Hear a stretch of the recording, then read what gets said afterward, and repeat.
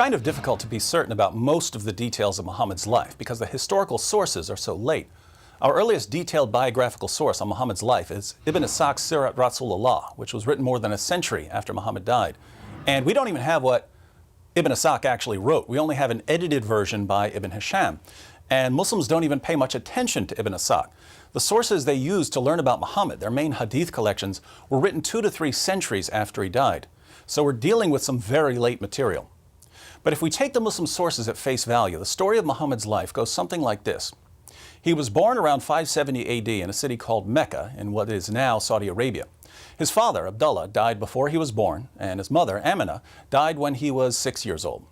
After the death of his grandfather, Muhammad was raised by his uncle, Abu Talib, leader of the Banu Hashim clan.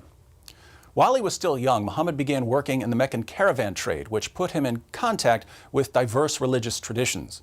When he was 25, he married a wealthy widow, Khadija, who was 15 years older than he was. With more leisure time, Muhammad developed the habit of retreating to a cave on Mount Hira for prayer and reflection, as was common for the polytheists of the Meccan Quraysh tribe. So it seems that Muhammad was very interested in religious matters long before anyone believed he was a prophet. During one of his yearly retreats, Muhammad became convinced that a jinn or a demonic spirit had possessed him and had ordered him to recite some verses. The verses said, "Read in the name of your Lord who created man from a clot of blood. Read, and your Lord is most generous, who taught by the pen, taught man what he did not know." These words are now found in the Quran, chapter 96, verses 1 through 5.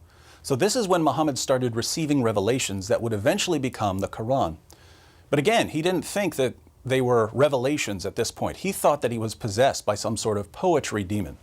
He was 40 years old at the time, and he was so embarrassed at the thought of being possessed by a jinn or a demon that he tried to hurl himself off a cliff. But whatever it was that gave him the verses stopped him from committing suicide. Muhammad ran home to his wife Khadija and her cousin Waraka, and it was Khadija and Waraka who persuaded him that he wasn't possessed, he was a prophet of Allah. Muhammad soon began preaching Islam to friends and family members and later to the public. But his messages became increasingly inflammatory. He condemned the religious beliefs of the polytheists of Mecca and he mocked their gods. Not surprisingly, the Meccans eventually started persecuting Muhammad and his followers. And after his wife Khadija and his uncle Abu Talib died, Muhammad decided to flee the city of Mecca. His new city, Medina, was a little over 200 miles north of Mecca. After forming alliances with various non-Muslim groups, Muhammad began robbing the Meccan caravans. These attacks eventually led to a series of battles with Mecca, the Battle of Badr, the Battle of Uhud, and the Battle of the Trench. As war booty poured in, so did new converts. The growing Muslim army allowed Muhammad not only to subdue Mecca, but to subdue the rest of Arabia as well. Unfortunately for Muhammad, after attacking a Jewish settlement at Khaybar, a Jewish woman whose family had been killed by Muslims offered to cook dinner for Muhammad and some of his companions, and the Prophet of Islam accepted her offer.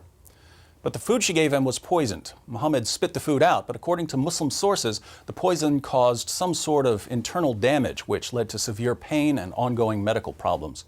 Muhammad suffered an agonizing death a few years later in 632. So to put all of this together, we can divide Muhammad's life into 3 main periods. There's the time before he claimed to be a prophet. This would be 570 to 610.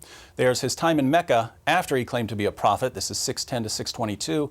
And there's his time in Medina as a prophet. This is 622 until his death in 632.